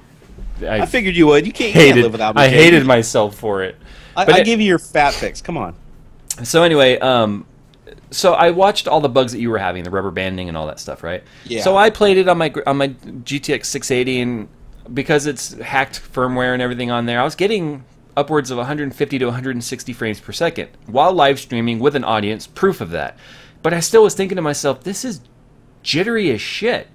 I'm banding all over the place. And then last night, I was testing out this other card, and I'm thinking to myself, how can I be getting XYZ frame rates, haha, what was I going to say, and still be what feels like I'm laggy?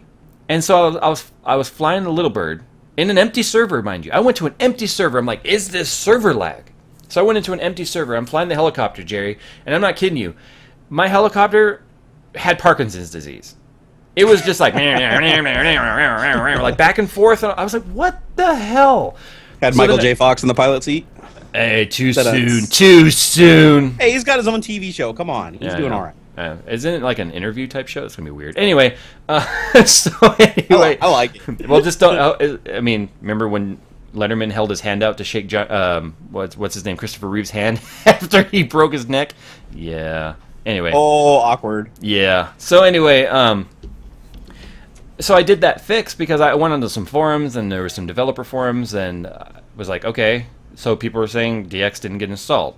Did it even come included with the package? Well, lo and behold, it did. Let's go ahead and install it and see what happens. No, it's an old compatible version of DX9, but hey, it's not going to overwrite DX11. Installed it, went into the game, butter smooth.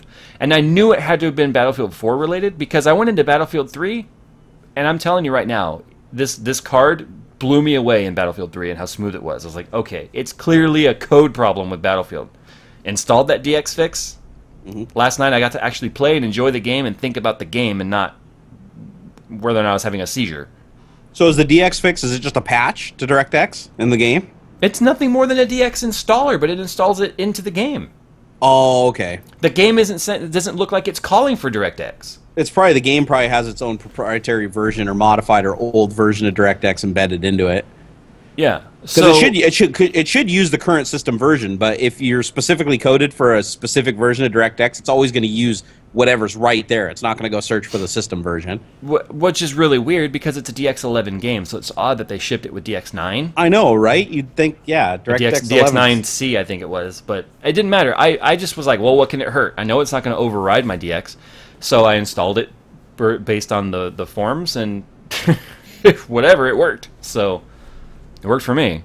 No, I'm definitely going to try that. But now if we can just figure out why the building falling down ruins my night. I have yet to see the building fall. I have no idea what it looks like. It's pretty damn epic. You're missing out. I wish I could see the damn thing.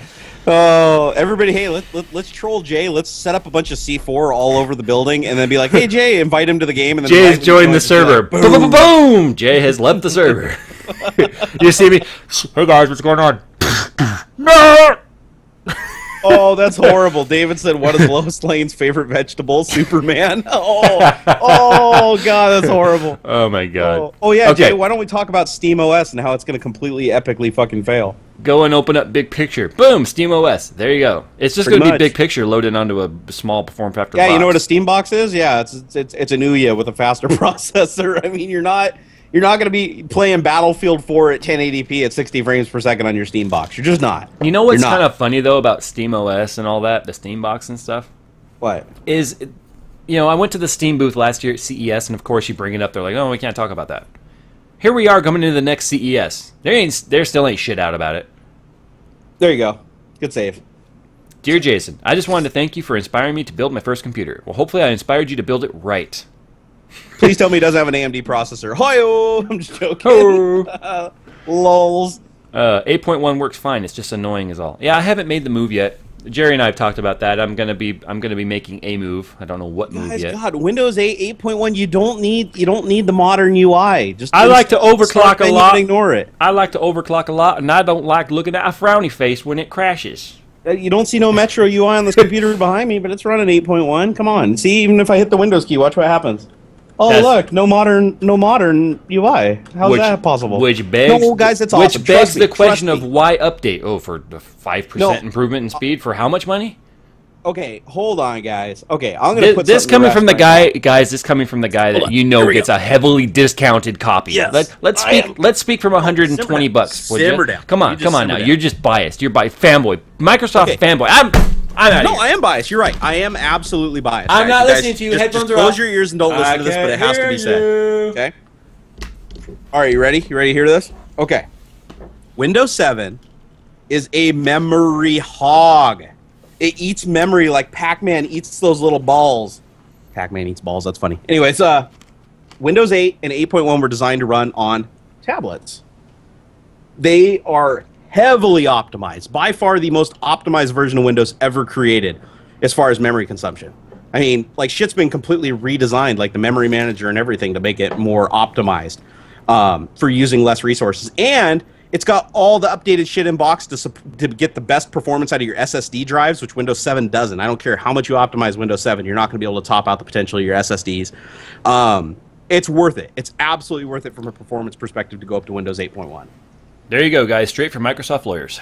And if you don't like it, then, I don't know. Go thumbs down my videos and tell me you hate me and I'm a fatty virgin for life. But trust me, it's good. If you guys just get past the Metro interface and shut it up, you'll be happy. I promise. How much do they pay to say that? Oh, a couple dollars. It's fun to call other people sellouts. I know, dude. Well, that's just it. I'm biased. That's why you guys notice on my channel I don't review a lot of Microsoft products. I do that intentionally because I just, Jerry. Yeah, I work for them. I'm kind of biased. Jerry. What? They pay you every 2 weeks. They do. How did you know? Are they hiring? Always hiring, Jay. You want a job? I'll hook you up, buddy. I'll telecommute. Now watch everybody over here in the chat. They'll be like, give me a job, give me a job. That's actually one of my biggest questions since I actually started just openly telling everybody that I work for Microsoft. They're like, hey, can you give me a job there? Can you give me an internship? I'm like, I try to help out as many of them as I can with getting in touch with somebody, but I don't have any authority like that, guys. I'm just a minion. Not only that, they also have to bring the skills to the table, too. I mean, you may be able to be like here's a name. Look for it in this stack of 5,000 applications you got this week and resumes. But okay, so you have to tell me if this video does or doesn't exist. They're asking how you got the classic shell on there. Do you have a video on how to put classic shell on there? It's actually not classic shell. It's actually Start 8 by Stardock. Okay, but do you have a video on how to do it? People are asking. Did I do a video on that? If you don't, you better do one, because okay, I'll do a video on that, guys. I'll do a video in the next couple of days. You have the insider knowledge on how to make Windows 8.1 right, and you should be leveraging that. No, I'm gonna do it. I'll make you guys a video that I'll show you exactly all the tweaks that I did to make Windows work the way that I like it. Okay, how about this? You do the video, and when the video is up and online, I will then, when my next YouTube earnings come, spend it on Windows 8. Deal. It's done. I said it right here in front of 122 people, plus the couple of thousand that'll watch this video after. You know what else is cool too is a lot of people. If you go to stardock.com, and no, they don't pay me. They don't even know who I am. Stardock's really cool because for every version of Windows they've created, like they hacked the shit out of it. And actually, Microsoft doesn't really like them that much, so it's kind of a little bit bittersweet because they do. They exploit the shell. They literally hack the Explorer exe. But they make some really cool shit, like the start button replacement is the exact same start menu from Windows 7, except for it's actually faster because it actually uses hardware accelerated rendering. That's another thing. Windows 7 doesn't have hardware acceleration on the desktop rendering. Windows 8 does, which is actually really cool. Yeah, but is that going to make the average person's graphics card run a little hotter at idle then? No, it will. It will for the desktop, it will. But the other cool thing about it is when you're doing stuff like you have a bunch of windows open, like 5 Internet Explorers across your screen, and you have video playing and stuff like that, you're not going to have like lag and chuggy. Like everything's going to be just liquid smooth on the desktop. It's awesome. Well, like I said, you put out a video or a series or whatever of what you feel makes Windows 8 the ultimate OS on how to tweak it, and I will follow your tutorials. I'm doing it, guys. I'm doing it. You heard it, because people keep asking if I'm going to move to 8, and I'm just leery because right now everything I have works, and I don't. Oh, see, I thought I did. Somebody said I already did a Start 8 video. Hey, can somebody link it? Can you paste links in this thing, or? Yeah, you can paste links in. Yeah, somebody. Well, actually, I don't know, because it's YouTube. You may not be able to. You may have to just do the /watch and then everything after that. Yeah, just put the fake bullshit link in there. And someone asked why there would be 2 dislikes on a live stream. Damn trolls! My question is, why are there only 68 likes on this live stream? David's like, Microsoft doesn't like anybody but Microsoft. That's not true. I can't tell you who, but we work with a lot of companies that lovers us very much. Lovers us, like, I mean, seriously lovers us. Well, we only got 3 minutes left, guys. I promised the wife I'd be off here at 6:30. I'm gonna go watch Monsters University with the kid tonight. Oh, I just watched that 2 days ago. That's actually a pretty good movie. Yeah. I saw it in the theaters, but I haven't watched it since I bought it on Blu-ray last week, and she's already watched it like 4 times. Oh, hey, have you seen Ender's Game? I haven't, but I heard it's really good. God, I want to go see that. I don't know what it is about the commercial or the fact that it's got like Han Solo in it, but it's just like, oh my God, I have to see that. They did something to that trailer where it's like crack. I have to see that movie. I've never wanted to see a movie worse. The tech kid is saying Boogie2988, or Boogie made a rant video about the new comment system. Yeah, I was like, rightfully so. Yeah, it's like all of a sudden YouTube doesn't want me talking to you guys because I don't know how to sort that shit and find your comments. I'm like, okay, comments are in incredibly weird order because they want us to use Google Plus, and I don't want to use Google Plus. No, I'm confused because they're making it harder for trolls, and I'm like, so I go to my videos and I'm like, where's all my troll comments? Yeah, but they also make it harder for you to interact too with your actual fans. They do. I clicked on something today and I tried to reply and it's like, you can't reply to this comment. I was like, why the hell not? I'm tempted to see how many people I could get to switch their like to a dislike now that we have 3. I'm scared to be like, okay, everybody hit dislike, so let's make the bar turn white, and then everybody switch it back. But then everyone will be like, no, and then my video will be like smashed down the search rankings and never be found again. So, hey, but remember, it's all about relevance. Even a thumbs down is better than not getting anything at all. That's true. YouTube's it's like, true. Hey, a lot of trolls don't realize that. If my video has a damn troll switched his dislike to a like now. The stupid troll switched his dislike to a like now. What are you doing to me? Stop it! It makes no sense. All right, whatever. Pavarish says, and one more dislike. What, guys? The dislikes aren't asshats. If anything, I really wish people could actually leave when they leave a dislike or an unsub. I'd love for them to have a little freeform to say why they did it. Even if it's just to have your little 2 seconds of platform for me to hear why you don't like me, it would still be nice to know. Do you ever get the really cool unsubs where the people send you like a 3-page well-written letter as to why they unsub? Yes. Well, sir, today I'm going to unsub from you because it looks like your caloric intake is seriously out of whack. No, but seriously, I had one guy, I can't even remember his name. I wish I did. I'd call it out right now. But he sent me this like really nice articulated 2-page letter, and he's like, you used to be like, you know, way more real and way calmer in your reviews, and I liked it, and you focused more on the technical, and you didn't do the funny stuff. But now you're just trying to be funny, and you're trying to do these things. Like and you're 33 just dislikes for me, and I don't like you anymore. I'm sorry. The dislikes are growing. I was like, what? Look at the dislikes. 31. Oh, people are switching. This is like volatile dislike bar. It's all. Oh no! Guys, don't dislike. No, Every time you dislike it, I have to go kill a kitten. You guys. No, don't I want want to that. see how. As long as you guys switch it back, I just want to see how many dislikes we can get at one. I remember one time on Woody's podcast, the PKA. It was when it was still live. At one point, Kyle was like, "Hey, everyone, hit the dislike button," and it just went whoom to like 20,000 dislikes like instantly. He's like, "Holy shit, guys!" All right, guys, we got to leave in 1 minute, so everybody right now pound the dislike and then go back to the like button. I want to see if we can get that almost a completely white bar. They're not going to switch back. They hate me. No, they'll do it. Watch this. Come on, guys. I'm the guy that spends all night trying to make videos that make you guys entertained and fun and learn stuff about your computers. And at the end of the day, you guys hit the dislike button because you think I know I'm after all that work. because they think I'm in bed with Cooler Master. Clearly, I'm in bed with Aqua Tuning. Guys, and the truth is goddamn it, everybody's a sellout on some level. I'm a sellout because I go to work every day. I'm a sellout because I don't know, I eat a certain brand of peanut butter because it might be a little cheaper. I don't know. It's like everybody's a sellout. There's 2 people who hear my YouTube rants offline. You Whoa, and we my got wife. 46. Damn. 47. 47? There's still 90 people that are like, I like it, damn it, and I ain't switching. All right, guys, I'm getting scared. Push the like button again. Come on, bring it back. 51. Holy shit, 51. No, bring it back. Push like. We can't. We're still the majority. Oh, oh, damn. Oh, wait. That was like the bomb right there. As soon as I said that. Keep it dislikes. Keep it dislikes. Keep the dislikes.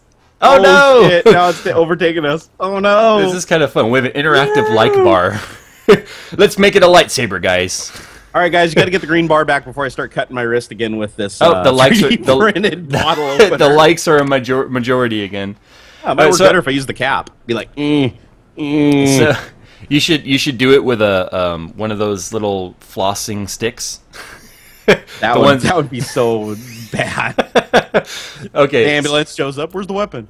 Right. James Bartlett wants to know what's a good upgrade to the 7870. Any AMD card with a higher number, honestly. Yeah, 7890. The 7870 is a good card. The R9 series is basically the same rebranded cards with slightly better specs, but whatever. We Kelly still have 20. Right, by the way. Sellouts are for poor people. Okay, so as I started to say, there's only 2 people I've really talked to offline about like the sellout conversation. That's been you and my wife. Yep. And I told my wife, I said, you know what's interesting about the concept of a sellout? And Boogie said it himself, and I agreed full-heartedly. I am getting offered something for free that I have been buying my entire life. Yep. And I have spent who knows how many dollars buying products from the very companies I'm reviewing now. So when you're a nerd like I am, and you love a company like Cooler Master, or you've spent who knows how much money at Aqua Tuning already to do water cooling for the last 10 years, or Intel didn't send me anything, but you know the all the stuff I have over here, this amazingly high tower of boxes, and you're willing to pay that money anyway, and someone says, hey, if you want to do a review and take a look at our stuff and put a video up on it, we'll send it to you. You say yes. You don't say no to that. You don't say no to that because it's a win-win situation. It's a company. See, you said there's already been reviews that you've refused to do because the product was so bad. On my vlog channel, I did a vlog. I'm like, guys, someone sent me something here that is so bad. I gave the company an opportunity to make it right, explain it, or tell me what they want to do with it. Ultimately, it came down to, hey, thanks for the feedback. You don't have to do the review. Do whatever you want with it. So I gave it away to somebody who actually thought it was kind of cool, but it was like, guys, there is not, the cons list is larger than the pros list. And now some people might hear that statement and say, but Jay, don't you think you're kind of doing a disservice by not publicly saying that this is a bad product? No, hear me out. I didn't tell them I don't want to do the video. I said, make it right. If this is not the way it's supposed to be, then send me an updated product that is the way it's supposed to be. I'm giving you guys a chance to make sure. I don't think they intended to send me a product that was this poor. So when their response to me said was, okay, well, you know, don't do the video and do whatever you want with it, at that point I chose, okay, let's keep a positive attitude here. It's not a product that I thought many people would even be looking at, honestly. It's some of the startup companies that are like, hey, we want you to kind of look at our stuff. Yeah. But if I find a motherboard or I find, you know, a graphics card or a drive or something that is just literally horribly bad to where you guys would be hurting yourself by buying it, I would probably go out there and say, guys, this is something you want to stay away from. It's just I'm fortunate that so far I have not been sent a computer component that meets that criteria of stay away. Why are you I've actually, and to let you guys know, I've actually been approached by companies. I'm not going to say their names just out of respect for them. But I've been approached by companies that were like, oh, here, we want to give you $500 or $1,000 to buy stuff off of our storefront or whatever, and then we want you to review it and say that it came from the store. But it was like overseas companies that were selling really shady brands that I've never seen in the United States that I literally know nothing about. Yep. And every single product on their site is just nothing but endless bad reviews, and the Better Business Bureau rates them as an X company, you know, like, or F, gives them an F rating, and I'm like, holy crap. And I send a mail back, and I'm like, hey, you know, I'm really, you know, excited that you guys would like consider me, but thanks, but no thanks. Yeah. You know, I could say yes and just spend their $500 and then trash all their products and everything and tear them down, but that's not a good use of my time. It really isn't. And that's not what the channel's about. Like you said, I don't want to waste my time putting together a video that is just slamming a company that I don't feel that you guys would even care about or even probably be shopping for. It's somebody that reached out to me. But I will definitely make a video, and I usually find some way to make it entertaining. Like the Titan video, I was legitimately mad about the Titan. So I found a comically entertaining way to utilize my rage that wouldn't completely make me look like an asshat and make NVIDIA go, okay, we'll never want to work with this guy. Although I probably have already done that. Yeah, and probably one of the only negative reviews I've really done was for COD Ghosts, but god damn it, I was pissed. And you know what? I've had too much fun ripping on Microsoft and smashing Xboxes and running them over with my car. That's fun. Keep on doing it, man. Publicity's publicity, right? Yeah. Well, really guys, it's time for us to get on out of here. I have had the most fun when I've had Jerry on this channel, so I'm pretty sure you guys are going to see him again.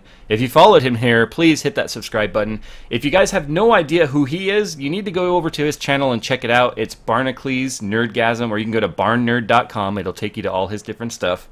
And I didn't put it down in the description because I'm an ass. Here, I'll put it in the chat. Yeah. Definitely go check him out. He's the guy that's going to be passing me up here on subs pretty soon. So if you want to know the tech channel that's growing faster than Jay, you're looking at it. And I'm talking about subscribers, not size. You see what I did? You see what I did there? Yep. Oh, I gotta fool it. I'm gonna go .com. There we go. Ah, I fooled it. Barnard.com. Dollet. All right, guys, it's been a blast. Yep. Jay, I love being on your show, dude. Yeah, You're like my bro from another Mo. But I will pass you, sir. I will. It's gonna take some time, but I'm gonna do it. We'll leapfrog all the way up to the top. Yep. So let's do it all the way to 100. Next stop, 100K, buddy. And guys, when it comes to live streaming tonight, I don't know if you're going to, Jerry, but a little bit later on, I plan on playing some games and kicking on the live stream. So sounds good to me, man. Let me. I'm gonna probably go eat dinner with the family and hang out with them for a couple hours. But say about 9 o'clock. That sound good? Yeah, between 8:30 and 9 Pacific time, I'll be online. So. All right, man. I'll be on around 9, and I'll see if I can get those fixes installed, and we'll rock some Battlefield. All right, guys. Thanks for hanging out with us. We'll see you later. Peace out.